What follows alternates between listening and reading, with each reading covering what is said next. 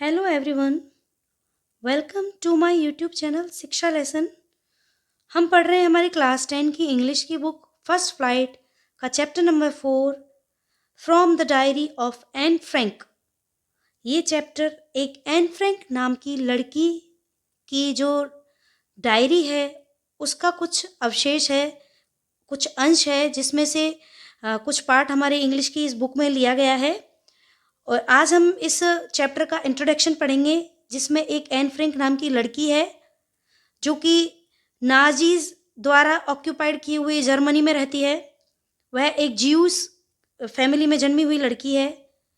उनको नाजीज के द्वारा जब कैप्चर कर लिया जाता है तब वहाँ उनके साथ कितने अत्याचार हुए, कितनी परेशानियाँ उन्होंने झेली, उससे संबंधित ये चैप्टर है। उसके कुछ अंश हम आगे आने वाले पार्ट्स में पढ़ेंगे। आज इस चैप्टर का हम इंट्रोडक्शन पढ़ने वाले हैं। चलो देखते हैं। From the diary of Anne Frank. तो ये एन फ्रैंक की डायरी से लिए हुए कुछ अवशेष हैं। बिफोर यू रीड, इस चैप्टर को पढ़ने से पहले यहाँ पर एक छोटा सा इंट्रोडक्शन दिया हुआ है। इस डायरी की राइटर जिनका नेम है एन फ्रैंक, जो कि एक बहुत ही छोटी उम्र की लड़की हैं जिन्होंने इस डायरी को लिखा था। और उस डायरी से कुछ अंश लिए हुए हैं इस चैप्टर में, देखेंगे। सबसे पहले उनका ये इंट्रोडक्शन है, इसको पढ़ते हैं। Annalise Mary Anne Frank, 12 जून 1929, February March 1945। तो उनका पूरा नाम क्या था? एनलीज मैरी एन फ्रैंक। उनका जन्म हुआ था 12 जून 1929 और डेथ फरवरी या मार्च 1945 के बीच का कोई समय है, not exactly. Was a German, वो कौन थी? एक जर्मन थी। Born Jewish girl who wrote while and hiding with her family and four friends in Amsterdam during the German occupation of the Netherlands in World War II। तो ये world war second से related घटना है जिसको उन्होंने यहाँ describe किया है। वॉज ए जर्मन, वो एक जर्मन थी। बॉर्न जूइश गर्ल, बॉर्न मतलब पैदा कहाँ हुई थी वो? जर्मन में, लेकिन वो थी क्या? जर्मन के साथ वैसे वो क्या थी? एक जूइश गर्ल थी, ज्यूस गर्ल थी। Who wrote while in hiding with her family. ये उन्होंने जो डायरी लिखी थी वो कब लिखी थी? जब वो छिपी हुई थी अपने परिवार एंड फोर फ्रेंड्स, और अपने चार मित्रों के साथ इन एम्स्टर्डम, एम्स्टर्डम में during the German occupation of Netherlands in world war second. ये घटना है वर्ल्ड वॉर सेकेंड की, जब वो अपने दोस्तों के साथ कहाँ छुपी हुई थी? जब जर्मनी ने उन पर हमला किया था, वहाँ पर जब जर्मनी ने नीदरलैंड के आसपास जब वर्ल्ड वॉर सेकेंड हुई थी उस पर कब्जा कर लिया था, तब एक जगह वो और उसके परिवार और उसके फोर फ्रेंड्स छुपे हुए थे। तब उन्होंने इस डायरी को लिखा था। Her family had moved to Amsterdam after the Nazi gained power in Germany but were trapped when the Nazi occupation extended into the Netherlands। Her family had moved to Amsterdam, उसकी family जो थी वह Amsterdam आई थी। After the Nazi gained power in Germany, जब Nazi power में आया था, या नाजी ने जब नाजी जो एक संगठन है जो नाजियों ने जर्मनी पर कब्जा कर लिया था, but were trapped when the Nazi occupation extended into the Netherlands। और जो वहाँ पर नीदरलैंड के ऊपर भी उन्होंने कब्जा कर लिया था। As persecution against the Jewish population increased, the family went into hiding in July 1942 in hidden rooms in her father Otto Frank's office building. तो उनका जो परिवार था वह कहाँ छुपा हुआ था? उसके पिता, जिनका नाम क्या था? ऑटो, उनके एक उनके जो एक ऑफिस था, उस ऑफिस के रूम में जुलाई 1942 में वो लोग आकर छुप गए थे। कौन कौन? वो उसकी चार सहेलियां, उनका परिवार और वो स्वयं, ये सारे लोग वहाँ पर आकर छुप गए थे। क्यों? क्योंकि जो ज्यूइश लोग थे उनके ऊपर नाजी जो लोग थे वो बहुत ज़्यादा अत्याचार कर रहे थे। तो उन अत्याचारों से बचने के लिए वो लोग इधर उधर छपते हुए भाग रहे थे। तो 1942 में वो लोग छुपते हुए अपने, उनके पिता जो ऑटो फ्रैंक जो उनके पिता थे, उनकी एक ऑफिस की जो बिल्डिंग थी वहाँ पर वो लोग आकर छुप गए थे। आफ्टर 2 years इन हाइडिंग, और वो लगातार 2 वर्ष तक वहाँ छुपे रहे। द ग्रुप वॉज बीट्रेड, जो उनका जो ग्रुप था उसको बिट्रे कर लिया गया था, मतलब कि उनको वो कहते हैं ना कि पहचान लिया गया था या पता था कि भाई यहाँ पर कोई छुपा हुआ, इस तरीके से उनके साथ धोखा हुआ and transported to the concentration camp system where and died of typhus in Bergen Belsen within days of her sister Margot Frank.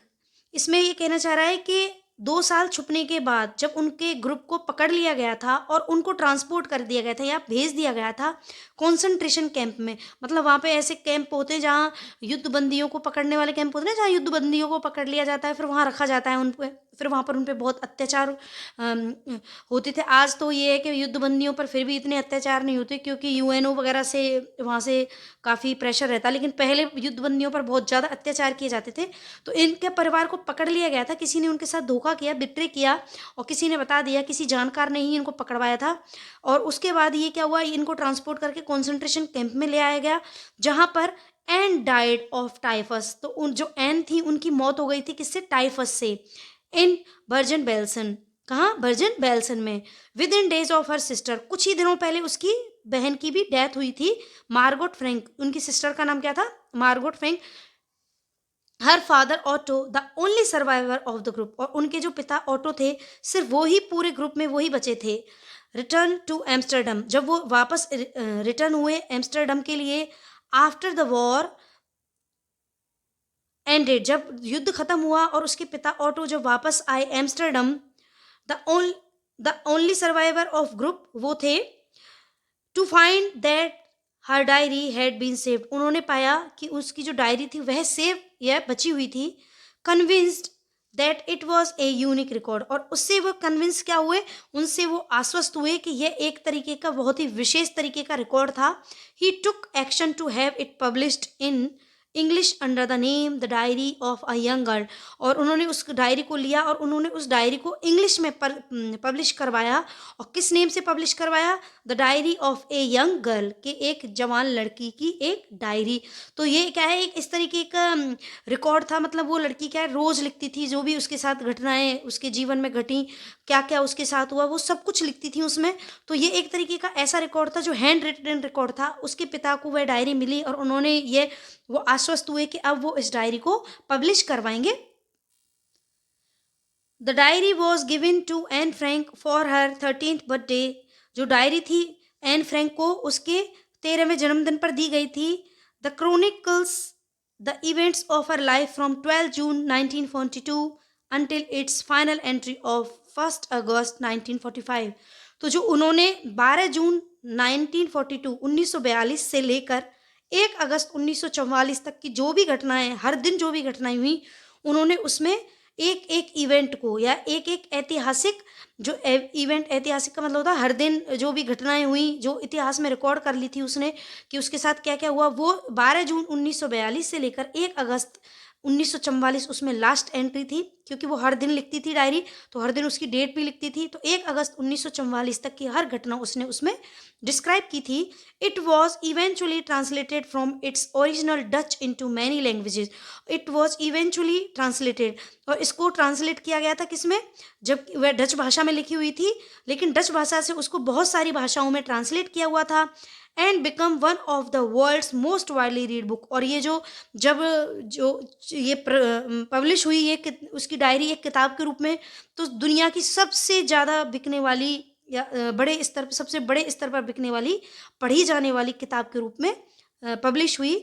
There have also been several films, इसके ऊपर बहुत सारी पिक्चरें भी बनी, टेलीविज़न पर भी इसके ऊपर कई नाटक बने, एंड थिएटिकल प्रोडक्शन, और बहुत सारे जो नाटक होते हैं थिएटर्स वगैरह में वो भी इस पर बनाए गए। एंड इवन एन ओपेरा, और यहाँ तक कि इस पर क्या बना, ओपेरा, जहाँ वो मतलब गाकर उस तरीके से एक उसमें एक्टिंग करते हैं, वो ओपेरा होता है। बेस्ड ऑन द डायरी, किसके ऊपर बेस्ड थे, जो उस डायरी के ऊपर बेस्ड थे। Described as the work of mature and insightful mind, वह डायरी एक तरीके से इस तरीके से लिखी हुई थी जैसे कोई बहुत ही समझदार और इंसाइटफुल माइंड, यानी बहुत ही एक विकसित बुद्धि वाले किसी बच्चे ने लिखी हो, व्यक्ति ने लिखी हो। The diary provides N intimate examination of daily life under Nazi occupation, और ये जो डायरी है ये हमें बताती है कि बहुत ही गहरे तरीके से एग्जामिन की हुई एक डायरी, जिसमें उन्होंने नाजी जो ग्रुप था उसके द्वारा जो कब्जा कर लिया गया था और उन पर क्या क्या अत्याचार हुआ इसके बारे में एक एक डिटेल उस डायरी में लिखी हुई थी। Anne Frank has become one of the most renowned and discussed of the Holocaust victims. अब एन फ्रैंक क्या थी, एक बहुत ही ज़्यादा बड़े स्तर पर प्रसिद्ध, रिनाउंड यानी प्रसिद्ध, बहुत ही प्रसिद्ध, और एक ऐसी लड़की बन गई जो कि जिसके ऊपर मतलब इतनी भयानक त्रासदी हुई, हॉलोकॉस्ट यानी बहुत भयानक या प्रलयंकारी विक्टिम, जो पीड़ित होता है, विक्टिम यानी एक ऐसी पीड़ित लड़की जिसके बारे में हर व्यक्ति आज जानता था और जो डिस्कस कर रहा था इस चीज़ के ऊपर कि किस तरीके से जो नाजी लोग थे उन्होंने अत्याचार किए थे, किन किन परिस्थितियों से रह वो गुजरे, उन परिस्थितियों से लेकर। तो ये सारी चीज़ें जो एन फ्रैंक थी, इसमें इतना बहुत ही सुंदर सा फोटो दिया हुआ है एन फ्रैंक का, इतनी सुंदर स्माइल वाली लड़की, कितनी सी छोटी उम्र की एक लड़की जिसने सब कुछ डायरी में इतने बड़े अत्याचार और इतने भयानक विभत्स स्थिति उन्होंने नाजियों की देखी, जो कि उन्होंने जर्मन लोगों पर अत्याचार किए थे, और जिसमें उनकी किसी एक धोखे की वजह से वो पकड़ भी लिए गए और उनके ऊपर अत्याचार हुए, और आखिर में वो टाइफस से, अब कुछ दिन पहले उनकी बहन की मृत्यु हुई और फिर उनकी भी मृत्यु हो गई। ये सारा उनके बारे में एक छोटी सी डिटेल है उनकी लाइफ स्टोरी के बारे में। अब आगे इसमें जो उन्होंने डिस्क्राइब किया था उसके कुछ अंश हैं, कल हम इसके चैप्टर का नेक्स्ट पार्ट पढ़ेंगे। देख लेते हैं अब वर्ड मीनिंग्स। इसमें आज जो हमने इनका इंट्रोडक्शन देखा है, इसमें वर्ड मीनिंग्स कौन कौन से हैं। हाइडिंग छिपना, ऑक्यूपेशन कब्जा, परसिक्यूशन अत्याचार, इंक्रीज्ड बढ़ना, बीट्रे धोखा, कंसंट्रेशन एकाग्रता, कैंप शिविर, कन्विंस्ड आश्वस्त, यूनिक विशेष, क्रोनिकल्स ऐतिहासिक घटना, वाइडली बड़ी मात्रा में, मैच्योर समझदार या परिपक्व, रिनोन्ड प्रसिद्ध, हॉलोकॉस्ट भयानक या प्रलयंकारी। वीडियो कैसा लगा? वीडियो को लाइक करें, किसी भी क्वेरी के लिए कमेंट करें और अपने फ्रेंड्स के साथ शेयर भी कर दें। अगर मेरे चैनल पर नए हो तो चैनल को सब्सक्राइब करके बेल आइकन प्रेस जरूर करें, जिससे मेरे सारे वीडियोस की नोटिफिकेशंस आप तक पहुंच सके। Thank you so much. Have a nice day.